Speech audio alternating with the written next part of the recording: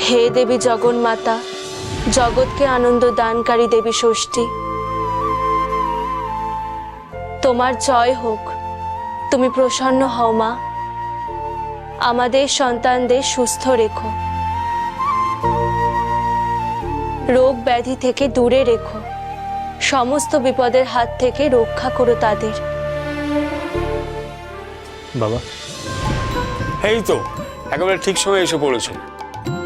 আচ্ছা, আমি চাই আমার দুই নাতির নামকরণ রামপ্রসাদই করুক। আমি? হ্যাঁ, এটাই আমার ইচ্ছে বাবা। আচ্ছা বেশ। পারিবারিক ঐতিহ্য মেনে এবং মা ষষ্ঠী ও বাড়ির বড়দের সাক্ষী রেখে আমাদের পরিবারের দুই নবজাতকের নামকরণ করলাম আমি। কল্যাণী সন্তানের নাম আমি দিলাম রামমোহন। বাহ মিস্তা, খুব সুন্দর নাম দিয়েছো তো।